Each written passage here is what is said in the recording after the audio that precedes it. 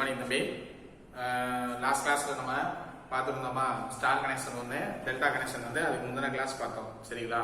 So அதே இதுலயே இப்போ இன்னொரு சம்மு அதெல்லாம் என்ன பண்ணியிருந்தாங்க அப்படின்னா, நமக்கு வோல்டேஜ் கரண்ட்டு இதெல்லாம் கொடுத்துருந்தாங்க, சரியா? ஃப்ரீக்வன்சி கரண்ட் எல்லாமே கொடுத்துருந்தாங்க.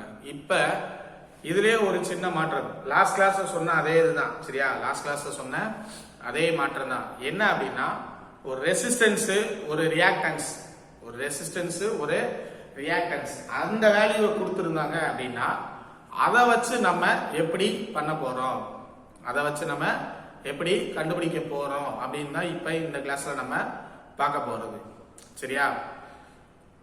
எப்படிடா ரெசிஸ்டன்ஸும் ரியாக்டன்ஸும் மட்டும் வச்சு நம்ம சம் செய்ய போறோம் அப்படின்னா, ரொம்ப சிம்பிள் தான், சரியா? ஸோ ரொம்ப யோசிக்க வேணாம். கொடுத்துருக்க வேல்யூவை வச்சு நம்ம என்ன பண்ண போறோம் அப்படின்னா, ஏதாவது ஒரு இது எப்படினாலும் நமக்கு 4 ஃபார்முலாஸ் தெரியும், 4 ஃபார்முலாஸ் தெரியும். அந்த 4 ஃபார்முலா வச்சு நம்ம என்ன பண்ணிடலாம், நம்ம கால்குலேட் பண்ணிடலாம். 4 ஃபார்முலா வச்சு என்ன பண்ணிடலாம், கால்குலேட் பண்ணிடலாம். சோ இதுல 2 ஃபார்முலா தான் சரி, 2 இது மட்டும் தான் கொடுத்துருக்காங்க. மீத எல்லாமே நம்ம என்ன பண்ணணும், கண்டுபிடிக்கணும். அப்படின்னா கொஞ்சம் கிரிட்டிக்கல் தான், ஆனா என்னது ஈஸி. கொஞ்சம் கிரிட்டிக்கல் தான், ஆனா என்னது ஈஸி. ஓகேவா? சரியா தம்பி? சோ இதையும் கொஞ்சம் கூர்ந்து கவனிங்க, சரியா? சும்மா நார்மலா பார்க்காம கொஞ்சம் எஃபர்ட் எடுத்து பாருங்க, சரியா? ஏன்னா இதுல வேல்யூஸ் கம்மி, ஆனா நம்ம கண்டுபிடிக்கிறது வந்து நிறைய, சரியா? வேல்யூஸ் கம்மி, கண்டுபிடிக்கிறது வந்து என்னது அதிகமா கண்டுபிடிக்கணும். ஓகேவா? சோ எப்பயுமே நம்ம சம்மு போட்டோன்னே ஃபர்ஸ்ட் என்ன பண்ணுவோம், சம்ம ரீட் பண்ணுவோம். இதையும் அதே போல பார்ப்போம். இதுல பாத்தீங்கன்னா 3 coils each having a resistance of 20 ohm, resistance of 20 ohm and inductive reactance of 15 ohm, inductive reactance of 15 ohm are connected in star. So அவங்க என்ன பண்ணிட்டாங்க, 3 காயில்ஸ் கொடுத்துருக்காங்க. 3 காயிலுமே என்னது, ஒரு ரெசிஸ்டன்ஸும் ஒரு இண்டக்டன்ஸும் இருக்கும், சாரி ரியாக்டன்ஸ் இருக்கும். ஒரு ரெசிஸ்டன்ஸ் இன்னொன்னு ரியாக்டன்ஸ் இருக்கும். அது மூணுமே என்னது ஸ்டார்ல கனெக்ட் பண்ணிருக்காங்க அப்படின்னு சொல்லிட்டாங்க. ஸோ ஸ்டார் அப்படின்னு சொன்ன உடனே நமக்கு கண்டிஷன்ஸ் வந்துடணும் மைண்ட்ல. கண்டிஷன்ஸ் வந்து என்ன பண்ணணும், மைண்ட்ல நமக்கு வந்துடணும். ஸோ கண்டிஷன்ஸ் என்னென்ன, லைன் கரண்டோ, line voltage, sorry line phase கரண்டோ, லைன் கரண்டோ பேஸ் கரண்டோ என்னது equal. I mean current equal, voltage வந்து என்னது டிஃபரன்ஸ். கரண்ட் வந்து என்னது ஈக்குவல், வோல்டேஜ் வந்து டிஃபரண்டா இருக்கும். அதுதான் நம்ம கண்டிஷனு. சோ அந்த கண்டிஷன் தான் இப்ப என்ன பண்ண போறோம், நம்ம பார்க்க போறோம், சரியா? ஸ்டார்ல வந்து கரண்ட் வந்து சேமா இருக்கும், வோல்டேஜ் வந்து என்னது டிஃபரன்ஸா இருக்கும். வோல்டேஜ் வந்து என்னது டிஃபரன்ஸா இருக்கும். இதுலயும் என்ன சொல்லிட்டாங்க, each coil having resistance வந்து 20 ohm, inductive reactance அப்படினா 15 ohm அப்படின்னு சொல்லிருக்காங்க. சோ inductive reactance அப்படின்னு கொடுத்திருந்தாங்க, வேற ஒண்ணும் இல்ல XL வேல்யூ, சரியா? reactance, சரியா? reactance அப்படின்னு சொல்லுவோம்ல, அதுதான் என்னது XL வேல்யூ. இதுவே கெபாசிட்டிவ் ரியாக்டன்ஸ் கொடுத்திருந்தாங்கன்னா XC, சரியா? கெபாசிட்டிவ் ரியாக்டன்ஸ் கொடுத்திருந்தாங்கன்னா என்னது XC, சரியா? சோ இது ரெண்டையும் கொடுத்துட்டாங்க. அதுக்கப்புறமா 2A 3 phase 400 volt 50 Hz supply, 3 phase supply 400 volt supply voltage, 50 Hz வந்து அதுல போகக்கூடிய frequency, 50 Hz வந்து அதுல போகக்கூடிய frequency. calculate the line current, power factor and power. So என்ன கண்டுபிடிக்க சொல்லிருக்காங்க, line current, power factor, power, சரியா? Line conductor, power factor, sorry line current, power, power factor, இது மூணுமே நம்ம என்ன பண்ணணும், கண்டுபிடிக்கணும். சோ இது மூணுக்குமே நம்ம என்ன ஃபர்ஸ்ட் ஃபார்முலாஸ மைண்ட்ல ஏத்திக்கணும். ஃபர்ஸ்ட் ஃபார்முலா என்ன பண்ணிக்கணும், மைண்ட்ல வச்சுக்கணும். ஏன்னா ஃபார்முலாஸ் தெரிஞ்சா மட்டும் தான் நம்ம என்ன பண்ண முடியும், இந்த சம் செய்ய முடியும். சம் என்ன பண்ண முடியும், செய்ய முடியும், சரியா? இதுதான் ஓகேவா? இதுதான் சம்மோட டெஃபினிஷன், சரியா, சம்மோட டெஃபினிஷன்ஸ். சோ இப்போ எப்படி எழுத போறோம் அப்படின்னா ஃபர்ஸ்ட் எப்பவுமே என்ன பண்ணுவோம், கிவன் டேட்டா யூஸ் பண்ணுமா. சோ கிவன் டேட்டா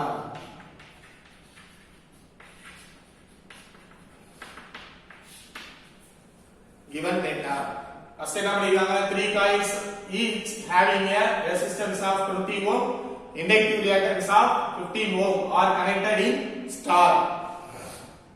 சோ ஸ்டார்னு சொல்லிட்டாங்க. அப்ப நம்ம ஸ்டாருக்கு உண்டான டயகிராம் வரையணுமா, எப்படி, ஒரு ரெசிஸ்டன்ஸ் ஒரு இண்டக்டன்ஸ்.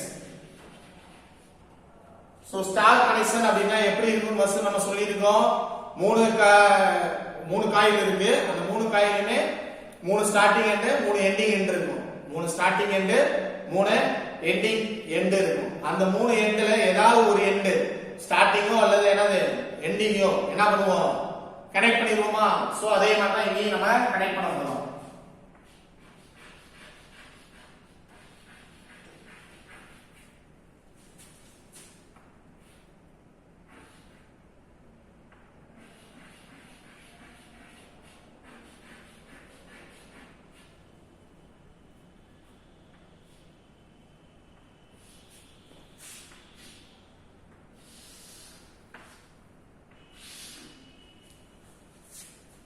சோ மூணு காயிலையும் நம்ம என்ன பண்ணியாச்சு, வரதாச்சு. இது ஒரு காய், இது ஒரு காய், இது ஒரு காய். சரியா, மூணுக்குமே சப்ளை வோல்டேஜ்க்கும் நம்ம கனெக்ஷன் வச்சாச்சு. இப்போ இதுல ரெசிஸ்டன்ஸ் வந்து எவ்வளவு, 20 ஓம்.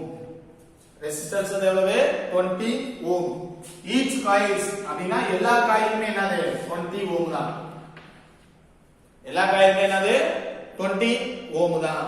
சரியா, அடுத்து என்ன கொடுத்தாங்க, இண்டக்டிவ் ரியாக்டன்ஸ்.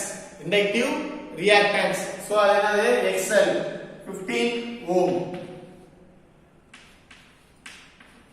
15 ohm. இதுவே வெறும் இண்டக்டன்ஸ் மட்டும் கொடுத்திருந்தாங்கன்னா நமக்கு 15 ஹென்றி அப்படின்னு கொடுத்திருப்பாங்க. சரியா, 15 ஹைட்ஸ் அப்படின்னு கொடுத்திருப்பாங்க. சரியா, அதுதான் என்னது இண்டக்டிவ் உடைய யூனிட். இண்டக்டிவ் உடைய யூனிட் வந்து என்னது, ஹென்றி. ஓகேவா. சோ இப்போ கொடுத்திருக்க ரெண்டு என்னது, ஒன்னு R பேஸ் கொடுத்திருக்காங்க. என்னது 20 ஓம் கொடுத்திருக்காங்க.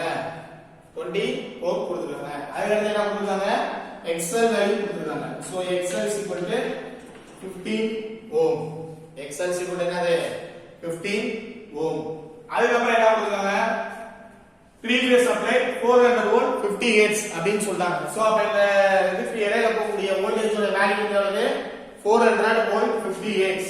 So 400 volt 50 hertz. R phase, Y phase, B phase.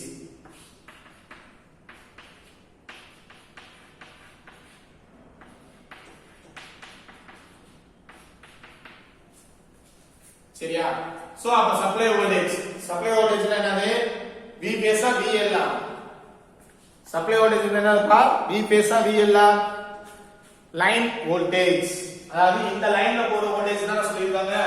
So அப்ப VL 400 வோல்ட், frequency வந்து எவ்வளவு 50 Hz. frequency வந்து எவ்வளவு 50 Hz. வேற எதுவும் கொடுத்திருக்காங்களா, எதுவுமே கொடுக்கல. நெக்ஸ்ட் என்ன பண்ணணும், to find கண்டுபிடிக்கணும். to find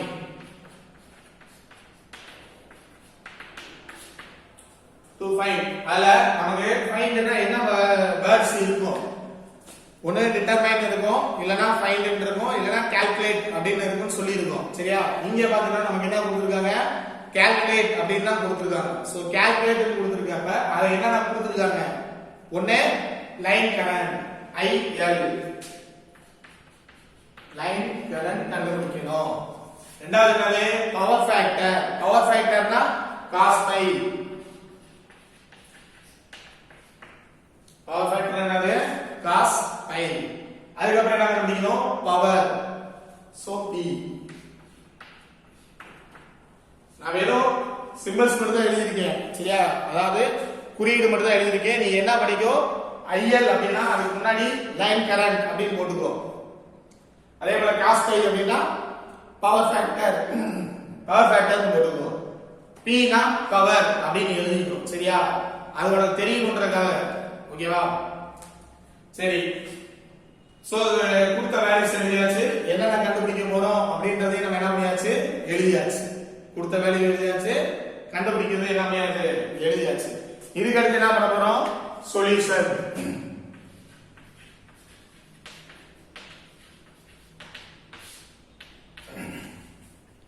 சோ இதுக்கு அடுத்து என்னது, சொல்யூஷன். சோ சொல்யூஷன் ஸ்டார்ட் பண்ண போறோம். இப்போ இத கொடுத்திருக்க வேல்யூல என்னன்னது, ஆர் பேஸ் கொடுத்திருக்காங்க, எக்ஸ்எல் கொடுத்திருக்காங்க. சரியா, ஆரும் எக்ஸ்எல் கொடுத்திருக்காங்க. சோ இத வச்சு நம்ம என்ன பண்ணலாம், இம்பிடன்ஸ் கண்டுபிடிச்சிடலாம். ஏன்னா இது வந்து ஒரு இண்டக்டரும் ஒரு ரெசிஸ்டன்ஸ் சேர்ந்தது வந்து என்னது, இம்பிடன்ஸ் அப்படின்னு நம்ம சொல்லி இருக்கோம். சரியா, ஒரு இண்டக்டரும் ஒரு ரெசிஸ்டன்ஸ் ரெண்டும் சேர்ந்தது நமக்கு என்னது, இம்பிடன்ஸ் அப்படின்னு சொல்லி இருக்கோம். சோ அப்ப ஃபர்ஸ்ட் என்ன பண்ணணும், இம்பிடன்ஸ் வந்து கண்டுபிடிக்கணும். இம்பிடன்ஸ் வந்து என்ன பண்ணணும், கண்டுபிடிக்கணும். சோ இம்பிடன்ஸ் கண்டுபிடிக்கிறதுக்கு உண்டான ஃபார்முலா என்னது, Z root of R square plus XL square. R square plus XL square. So இதுல R square XL square கொடுத்திருக்காங்களா, R value X value கொடுத்திருக்காங்க. என்ன கொடுத்திருக்காங்க, R வந்து 20 ohm, XL வந்து 15 ohm. R வந்து என்னது 20 ohm, XL வந்து 15 ohm. இது ரெண்டையும் அப்ளை பண்ணி நம்ம Z வேல்யூ கண்டுபிடிச்சலாமா, கண்டுபிடிக்கலாம்ல. So Z root of 20 square plus 15 square. So bracket கரெக்ட்டா யூஸ் பண்ணிக்கோங்க. பிராக்கெட்ஸ் வந்து என்னது, கரெக்ட்டா யூஸ் பண்ணிக்கோங்க. R வேல்யூ எழுதியாச்சு, XL வேல்யூ என்ன பண்ணியாச்சு, எழுதியாச்சு. இத வச்சு நம்ம Z கண்டுபிடிக்க போறோம். சோ Z கண்டுபிடிக்கிறதுக்கு ஃபர்ஸ்ட் ரெண்டு double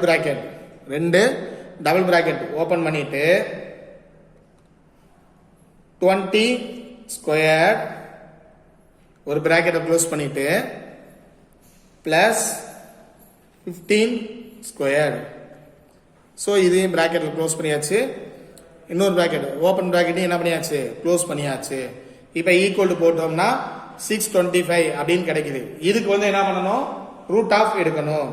so root of answer. So root of answer போட்டோம்னா 25. சரியா, 25. சோ 25 அப்படின்றது என்னது, இம்பிடன்ஸ் உடைய வேல்யூ. சோ இம்பிடன்ஸ் உடைய யூனிட் வந்து என்னதுப்பா, இம்பிடன்ஸ் உடைய யூனிட் வந்து என்னது, ஓம். சோ 25 ஓம். சரியா, 25 ஓம். ஓகே, இப்ப நமக்கு இது கொடுத்திருக்காங்க, வேற என்ன கொடுத்திருக்காங்க, Z கண்டுபிடிச்சாச்சு.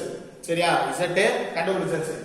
IL கண்டுபிடிக்கணும். சோ IL கண்டுபிடிக்கிறதுனா நமக்கு ஒரு ஃபார்முலா இருக்கு, என்னது, IL I phase. IL என்னது, I phase. So IL கண்டுபிடிச்சாலும் I phase கண்டுபிடிச்சாலும் என்னது, சேம். ஏனா இது என்னது, ஸ்டார் கனெக்ஷன். இது வந்து என்னது, ஸ்டார் கனெக்ஷன். சோ ஸ்டார் கனெக்ஷன்ல கரண்ட் வந்து எப்படி இருக்கும், நமக்கு சேமா இருக்கும் அப்படின்னு நம்ம சொல்லி இருக்கோம். சரியா, கரண்ட் வந்து எப்படி இருக்கும், சேமா இருக்கும் அப்படின்னு நம்ம சொல்லி இருக்கோம். சோ அப்ப I phase கண்டுபிடிச்சா IL கண்டுபிடிச்சிடலாம். I phase கண்டுபிடிச்சா என்னது, IL கண்டுபிடிச்சிடலாம். சோ I phase கண்டுபிடிக்கிற ஒரு ஃபார்முலா இருக்கு, என்னது, I phase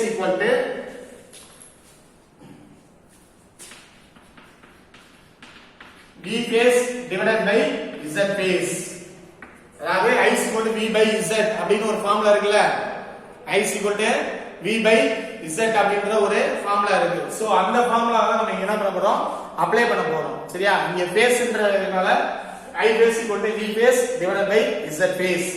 சோ இதுல Z phase நமக்கு தெரியும், இங்க கண்டுபிடிச்சிருக்கோமா, Z அதாவது Z phase போடுவோங்க. Z phase நமக்கு தெரியும், ஆனா V phase தெரியுமா, தெரியாது. ஏன் தெரியாது, ஏன்னா நம்ம கொடுக்கல, நமக்கு என்னது கொடுக்கல. ஆனா இதுல ஒன்னு கொடுத்திருக்காங்க, என்ன கொடுத்திருக்காங்க அப்படின்னா VL கொடுத்திருக்காங்க. என்ன கொடுத்திருக்காங்க, VL கொடுத்திருக்காங்க. சோ VL அப்படின்னா என்னது, line voltage. So line voltage கொடுத்திருக்காங்கன்னா ஃபேஸ் வோல்டேஜ் கண்டுபிடிச்சலாமா, ஃபேஸ் வோல்டேஜ் கண்டுபிடிச்சலாம். எப்படி அப்படின்னா VL √3 V phase. இதுதான் கண்டிஷன். ஸ்டார்ல வந்து கண்டிஷன் வந்து என்னது வோல்டேஜ் வந்து VL√3 V பேஸா இருக்கும்.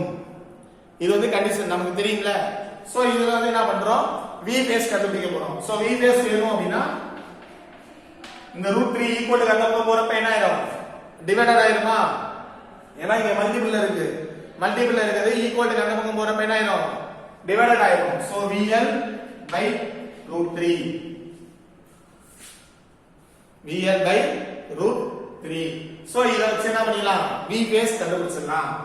So V base is equal to VL க்கு வேல்யூ எவ்வளவு 400 volt. 400 divided by √3. 400 divided by √3. சரி இத அப்படியே கால்குலேட் போடுங்க பாப்போம். 400 divided by √3. சரியா? இத நம்ம போட்டோம் அப்படினா 230.94 வோல்ட். சரியா? 230.94 volt. So V phase is equal to 230.94 voltage. சரியா? 94 voltage. ஓகே. இப்போ நமக்கு V phase கிடைச்சிருச்சு. V phase இருக்கு, Z phase இருக்கு. அப்ப I phase கண்டுபிடிச்சலாமா? I phase கண்டுபிடிச்சலாம். So I phase is equal to V phase divided by Z phase.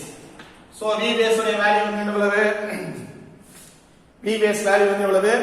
230.94. Z phase உடைய value வந்து எவ்வளவு? 25. So இத கால்குலேட் போடுங்க பாப்போம். 230.94 divided by 25. சரியா? இத நம்ம போட்டோம் அப்படினா 9.23 அப்படினு வருது. சரியா? 9.2376. சோ நமக்கு இதுதான் என்னது I phase உடைய value. So I phase is equal to 9.24. ஏனா 237 அப்படினு இருக்கு. 237 இருக்கு. சோ 5க்கு மேல ஆயிடுச்சுனா என்ன பண்ணுவோம்? ஒரு நம்பர் முன்னாடி ஆட் பண்ணிக்கிறோமா? சோ 23 வந்து 24 ஆ வச்சுக்கிட்டோம். சோ கரண்டோட யூனிட் வந்து என்னதுப்பா? கரண்டோட யூனிட் வந்து ஆம்ப்ஸ். சோ இந்த இடத்துல ஆம்ப்ஸ். சரி. ஓகேவா? I phase கண்டுபிடிச்சாச்சு. I phase என்ன பண்ணியாச்சு? கண்டுபிடிச்சாச்சு. சோ இது வந்து நமக்கு என்னது? Star connection. இது வந்து என்னது? Star connection. ஸ்டார் கனெக்ஷன்ல லைன் கரண்டும் ஃபேஸ் கரண்டும் சமமா இருக்குமா? ஸ்டார் கனெக்ஷன்ல லைன் கரண்டும் ஃபேஸ் கரண்டும் என்னது? சமமா இருக்கும். அப்ப I phase கண்டுபிடிச்சா அதோட வேல்யூ வந்து எது? IL க்கு ஈக்குவல் பண்ணிக்கலாமா? சோ அப்ப IL வேல்யூ என்னது? 9.24 amps. 9.24 amps. ஏன் அப்படினா இங்க ஸ்டார் கனெக்ஷன்னால லைன் கரண்டும் ஃபேஸ் கரண்டும் என்னது? ஈக்குவல். லைன் கரண்டும் ஃபேஸ் கரண்டும் வந்து என்னது? ஈக்குவல். சோ அத அப்படியே நம்ம எடுத்துக்கலாம். ரைட். IL கண்டுபிடிச்சாச்சு. அதுக்கு அடுத்து என்ன கண்டுபிடிக்கணும்? பவர் ஃபேக்டர் கண்டுபிடிக்கணும். அதுக்கு அடுத்து என்ன பண்ணனும்? பவர் ஃபேக்டர் கண்டுபிடிக்கணும். சோ பவர் ஃபேக்டர் அப்படினா cos pi. பவர் ஃபேக்டர் என்னது? cos pi. So cos pi உடைய வேல்யூ வந்து என்னது? சாரி, ஃபார்முலா வந்து என்னது? R phase divided by Z phase.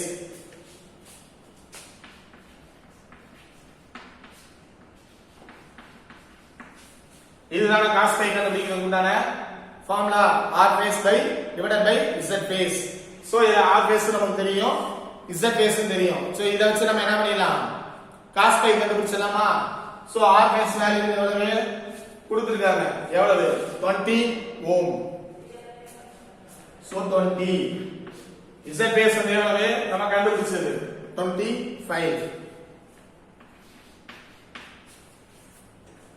So 20 divided 25 போட்டோம்னா 0.8. So cos pi is equal to 0.8. Okay cos phi கண்டுபிடிச்சாச்சு. I mean power factor எல்லாம் கண்டுபிடிச்சாச்சு. நெக்ஸ்ட் என்ன கண்டுபிடிக்கணும்? பவர் கண்டுபிடிக்கணும். சோ பவர் கண்டுபிடிக்கிறது ஃபார்முலா என்ன இருக்கா? P is equal to என்னது? √3 VL IL cos phi. √3 VL IL cos phi. So இங்க √3 போட்டது எதுக்காக? மூணு பேஸ்லயும் வரக்கூடிய பவரை தான் நம்ம என்ன பண்ணணும்? கண்டுபிடிக்கணும். மூணு பேஸ்லயும் வரக்கூடிய பவரை கண்டுபிடிக்கணும். சோ அதனால தான் என்ன பண்ணிருக்கோம்? √3 அப்படின்னு ஒண்ணே ஆட் பண்ணிருக்கோம். சரியா? சோ √3 into VL வந்து எவ்வளவு? 400 வோல்ட் கொடுத்திருக்காங்களா? இங்க கொடுத்திருக்காங்களா? 400 into IL வேல்யூ என்னது? I பேஸ் கண்டுபிடிச்சோம். சோ அதே தான் நமக்கு என்னது? IL இருக்கும். அப்ப 9.24 into cos phi. cos phi value என்னது? 0.8. 0.8. சரியா? சோ இதெல்லாம் என்னது? மல்டிபிள் பண்ணிருங்க. இதெல்லாம் என்ன பண்ணிருங்க? மல்டிபிள் பண்ணிருங்க. 400 into 9.24 into 0.8 into √3. √3 கடைசியில வச்சுக்கோங்க. சரியா? முன்னாடி வச்சாலும் ஓகே, கடைசியில வச்சாலும் ஓகே. சப்போஸ் தவறா போட்டாங்க அப்படின்னா ஓவரால் அது எல்லாத்துக்குமே √3 ஆயிடும். இப்ப நீங்க முன்னாடி √3 போட்ட அப்படின்னா இது எல்லாத்துக்குமே √3 அப்ளைகபிள் ஆகும். அது எல்லாத்துக்குமே என்னது? √3 வந்து அப்ளைகபிள் ஆகும். அதனால நம்ம என்ன பண்ணணும்? √3 கடைசி கொண்டு போயிருவோம். போட்டோம்னா 5121.3. சரியா? So P is equal to 5121.32. இது வந்து என்னப்பா? பவரோட யூனிட் வந்து என்னதுப்பா? பவரோட யூனிட் வந்து வாட்ஸ். சரியா? ரைட். பவரும் கண்டுபிடிச்சாச்சு. சோ அவன் கொடுத்த எல்லாமே நம்பியாச்சு, நம்ம கண்டுபிடிச்சாச்சு. அவன் கொடுத்த எல்லாமே நம்பியாச்சு, நம்ம கண்டுபிடிச்சாச்சு. சரியா? சோ கடைசி என்ன பண்ணுவோம்? ரிசல்ட் எடுத்து எழுதுவோமா? சோ ரிசல்ட்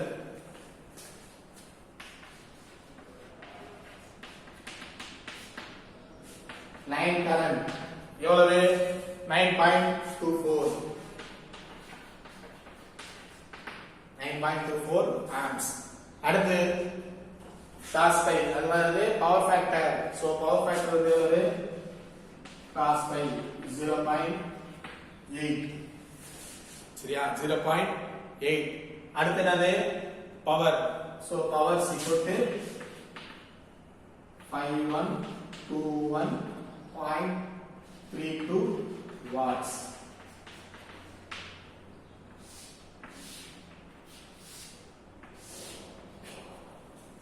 ஓகேவா?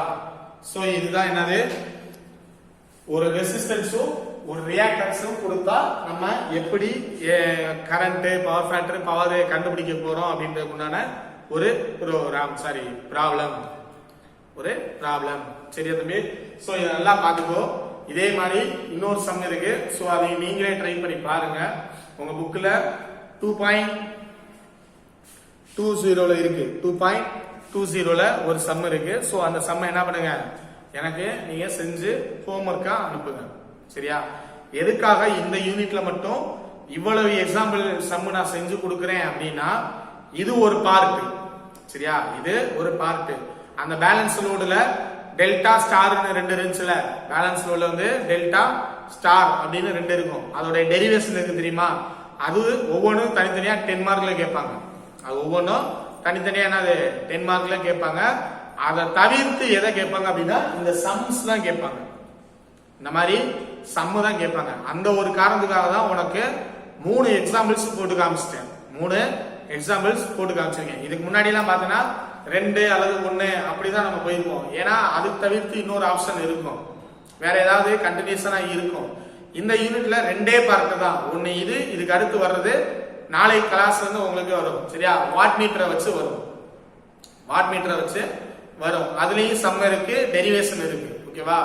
இது அல்லனா இது ரெண்டுல ஏதாவது ஒன்று தான் கேட்பாங்க. சரியா, இது ரெண்டுல ஏதாவது ஒன்று தான் கேட்பாங்க. அதனாலதான் இது கொஞ்சம் எலாபரேட்டா உங்களுக்கு நான் சொல்லி கொடுத்துருக்கேன். ஓகேவா, எலாபரேட்டா உங்களுக்கு என்ன பண்ணிருக்கேன், சொல்லி கொடுத்துருக்கேன். ஸோ நல்லா படிங்க, படிச்சுட்டு ஹோம்ஒர்க் எழுதி காட்டுங்க. அதே போல கிளாஸ் ஒர்க்கும் எழுதி காட்டுங்க. முன்ன மாதிரிலாம் இப்ப யாருமே வீடியோஸ் பாக்குறது இல்ல. சரியா, முன்ன மாதிரிலாம் யாருமே என்னது வீடியோஸ் பாக்குறது இல்ல. இப்ப வரைக்கும் அட்டெண்டன்ஸ் வந்து உங்களுக்கு யார் யார் எனக்கு எழுதி கொடுக்குறாங்களோ அவங்களுக்கு மட்டும் தான் போட்டுட்டு இருக்கேன்.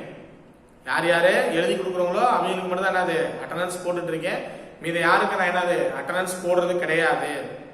சரியா, அட்டெண்டன்ஸுக்கு 5 மார்க் இருக்கு. அட்டெண்டன்ஸ் லோவாச்சுன்னா நீ எழுதின இன்டர்னல் ஃபெயில் ஆயிட்ட அப்படின்னா உனக்கு என்னது எக்ஸ்டர்னல் நீ என்ன எழுதினாலும் ஃபெயில் தான். சரியா, என்ன எழுதினாலும் எக்ஸ்டர்னல் நீ பாஸ் ஆயிட்ட அப்படின்னாலும் இன்டர்னல் ஃபெயில்னா என்னது ஃபெயில் தான். ஸோ எல்லாருமே எனக்கு கிளாஸ் கொண்டு வரணும். சரியா, எல்லாருமே என்னது கிளாஸ் ஒர்க்கு கொண்டு வரணும். ஸோ நாளைக்கு வந்து உங்களுக்கு அசைன்மெண்ட் நோட்டு எல்லாத்தையுமே சப்மிட் பண்ண சொல்லியிருக்கோம். நம்ம அசைன்மெண்ட் நோட்டு எல்லாத்தையும் என்ன பண்ணிருக்கோம், சப்மிட் பண்ண சொல்லியிருக்கோம். ஸோ அசைன்மெண்ட் நோட்டு எல்லாருமே எடுத்துட்டு நாளைக்கு காலேஜுக்கு வந்துருங்க. சரியா, நாளைக்கு வைக்கிறவங்களுக்கு 20 மார்க்ஸ் போடுவேன்.